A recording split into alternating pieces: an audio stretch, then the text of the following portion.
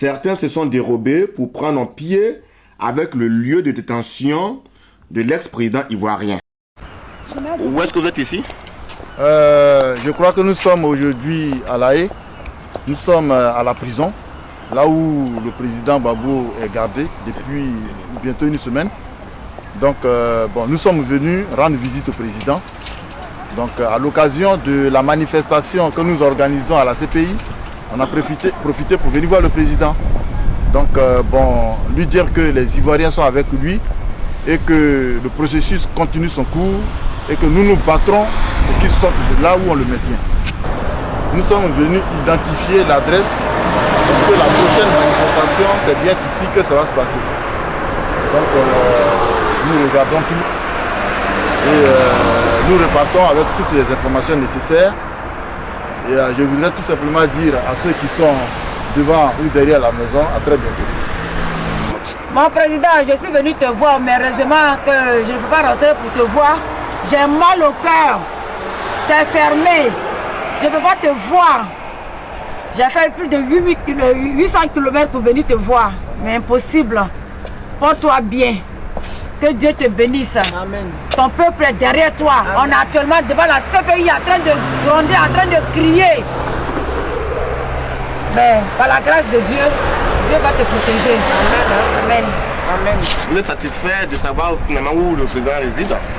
Bon, satisfait, c'est pas le mot, parce que dire qu'on est satisfait de voir son président derrière ces murs, on ne peut pas dire qu'on est satisfait. Mais, que voulez-vous? Mieux vaut qu'il soit là en sécurité qu'à Korogo, là où on ne savait pas ce qu'il mangeait, comment est-ce qu'il dormait, qui le maltraitait ou pas. Bon, qu'est-ce que vous voulez? CC, the tribunal. Yeah. Ask there. Yeah. A telephone number. Yeah. How you can make an appointment for visit. Okay. Yes. What's his name? Laurent Gbagbo. You know him? You know Laurent Gbagbo?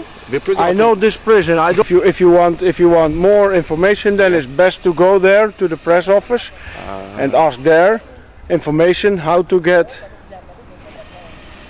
possibility to visit. Okay. Thank you. I cannot help you with it. No problem. Good luck. Okay. On vous a remis quelque chose? Hein? On vous a remis quelque chose là? Oui, nous avons exactement obtenu le numéro direct qu'il nous faut pour avoir le président de la République. Donc tout à l'heure, je vais le communiquer. Donc c'est tout ce qu'on a pu obtenir, c'est le numéro direct du président. Donc on va appeler, parce qu'il faut appeler pour avoir un droit de visite. Donc nous allons appeler pour l'obtenir. Je crois que c'est mieux que rien.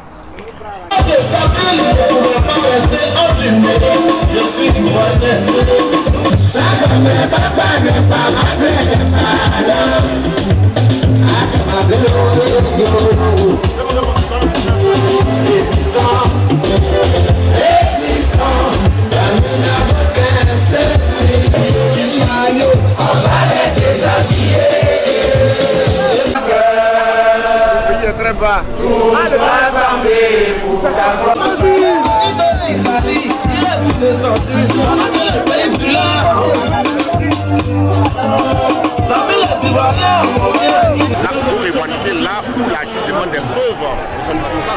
Oui, en fait, Laurent Gbagbo est actuellement dans une situation où il veut montrer au monde qu'il n'est pas coupable de ce dont on l'accuse.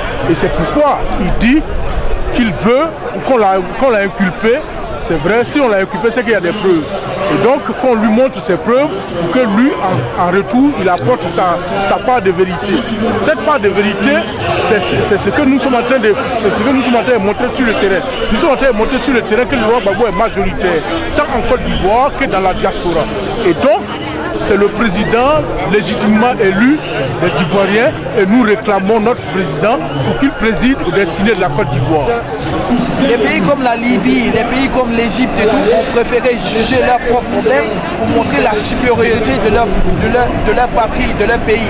Aujourd'hui, on est obligé de venir à l'A Haye pour juger notre président. S'il y a eu les malversations, s'il y a eu quoi que ce soit, nous pensons que tous les acteurs politiques en Côte d'Ivoire l'ont fait aux Ivoiriens. Donc nous avons estimé que c'était aux Ivoiriens de les entendre, de les juger.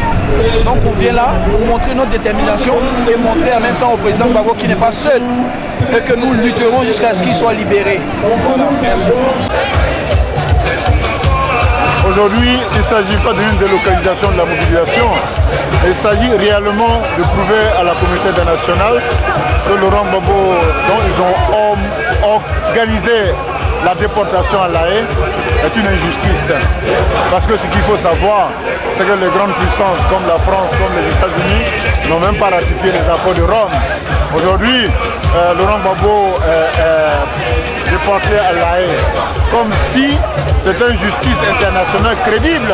Mais si elle était aussi crédible comme on le souhaite, comme le présente, pourquoi la France n'a pas ratifié? Pourquoi les États-Unis n'ont pas ratifié?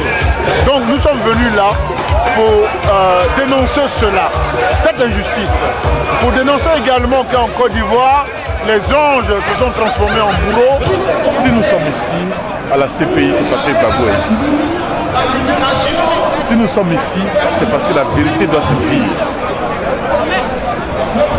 Raison pour laquelle nous sommes venus, tous, vous pouvez constater qu'il y a du monde qui est là, tout le monde a envie d'exprimer quelque chose.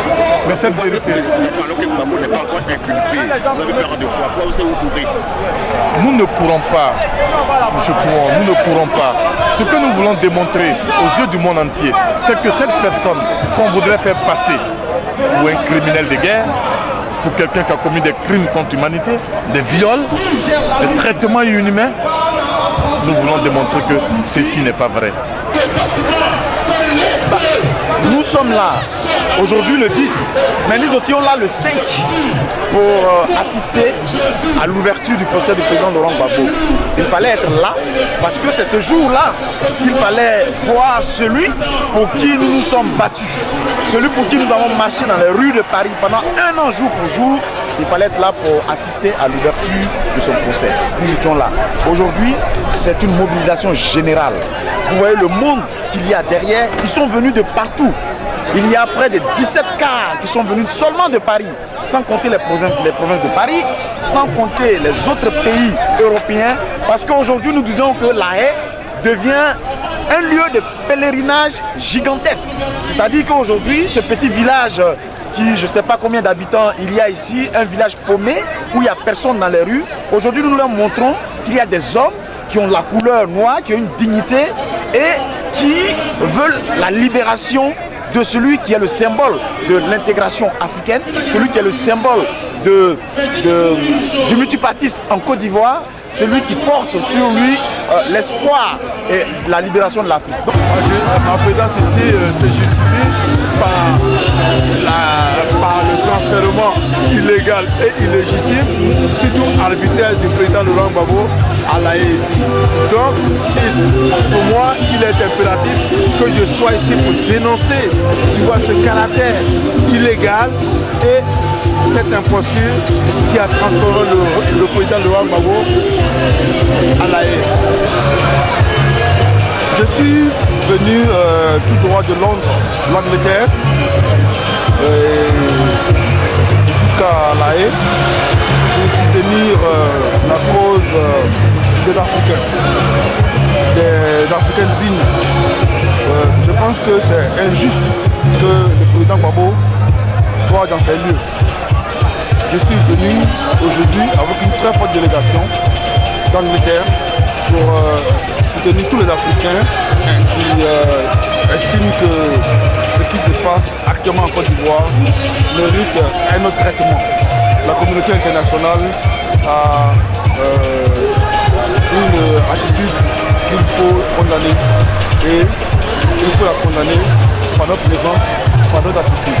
Voilà pourquoi Bien, voilà, nous sommes ici aujourd'hui rassemblés à ce grand premier rassemblement qui est d'ailleurs le premier d'une longue série, parce que la raison de notre présence aujourd'hui ici, c'est d'abord pour dénoncer l'injustice de cette soi-disant justice de la Cour pénale internationale parce que selon nous, ils ont envoyé la mauvaise personne. Voilà. Parce que dans le dossier ivoirien, le président Laurent Gbagbo est plutôt la victime et non le bourreau. Alors le bourreau c'est Pavan Abidjan et la victime est ici dans les géoles occidentales. Alors même cette image aujourd'hui au XXIe siècle, de voir un leader africain déporté dans les prisons occidentales, alors ça nous gêne énormément. Il n'est pas encore jugé. Qu'est-ce que vous pouvez dire que Gbagbo est coupable? Écoutez, je ne dis pas qu'il est coupable ou il n'est pas coupable, mais il est en détention dans leur géole. Et déjà, cette image, elle est choquante, elle gêne. À la rigueur, s'il était encore en liberté et qu'on lui disait tel jour, vous pouvez vous présenter devant un juge, pour quoi que ce soit, ça encore. Oui, mais ces chars sont farfelus totalement, c'est ce que je suis en train de dire. Parce que aujourd'hui, comment comprendre que la rébellion depuis 2002 a fait des milliers de morts? Cela passe totalement à perte de profit, comme si ça n'a jamais existé, et on se focalise sur la période post-électorale. Et encore même là, dans la période post-électorale, les morts qu'il y a eu en Côte d'Ivoire, les deux camps sont absolument coupables, si on veut parler ainsi. Alors donc si on veut parler de justice, au moins le minimum, c'est que les deux camps soient mis devant leur responsabilité. C'est parce que les Africains n'ont toujours pas pris la mesure de ce que représente la démocratie. À peu de choses près, il s'agit des mêmes propos que Nicolas Sarkozy a tenus à Dakar, à l'université de Dakar. L'Africain n'est pas encore entré dans l'histoire.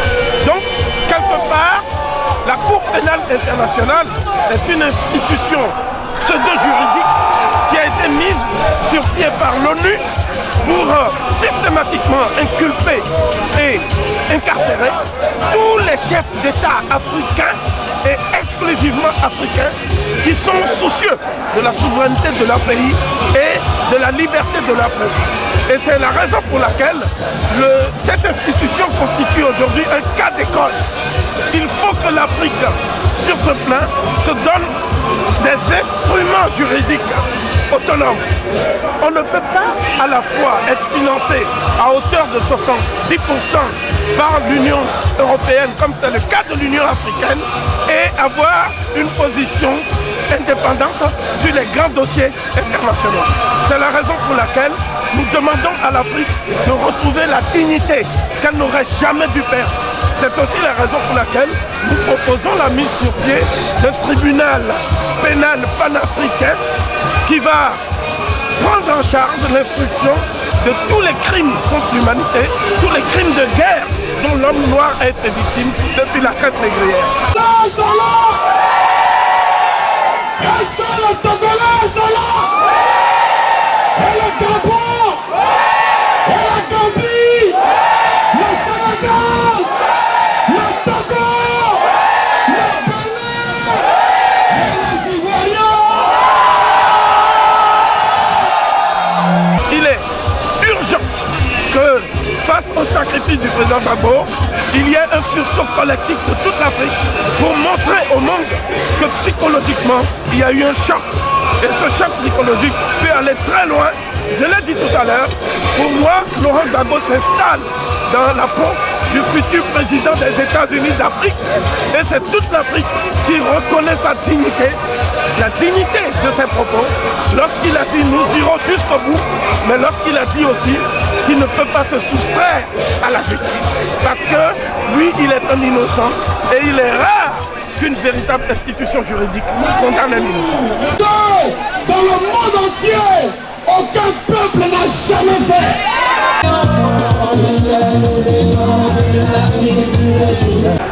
Le cri panafricain, le cri panafricain.